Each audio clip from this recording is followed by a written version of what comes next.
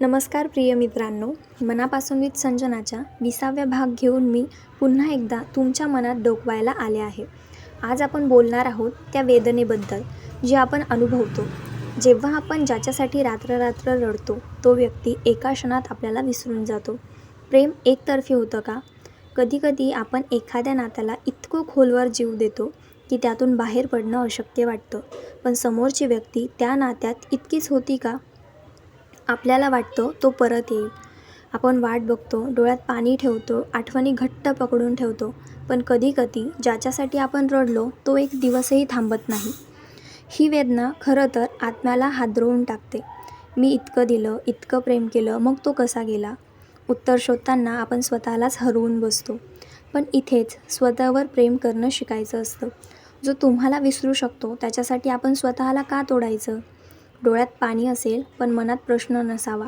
तो गेला कारण तो जाणारच होता. तुमचं प्रेम तुमचं दिलेलं खरं होतं, पण तो ते धरून ठेवायचा पात्र नव्हता. मित्रांनो, जेव्हा तुम्ही कोणासाठी मनापासून रडता तेव्हा ते अश्रू तुमचं प्रेम सिद्ध करतं. पण त्याच व्यक्तीसाठी ते अश्रू काहीच अर्थ न ठेवत असतील तर लक्षात ठेवा, तुमचं प्रेम कमजोर नव्हतं. ती व्यक्तीच ते समजून घेण्यास कमजोर होती. म्हणून आता वेळ आहे त्या अश्रूंना थांबवायची आणि स्वतःच्या आयुष्याला नव्याने स्वीकारायची. मनापासून विथ संजनामध्ये आपण फक्त बोलत नाही तर आपल्याला गवसलेला मनाचा आरसा शोधतो. आजचा भाग तुमच्या मनात कुठेतरी हलला असेल तर तुमचं अनुभव मत खाली कॉमेंटमध्ये नक्की शेअर करा.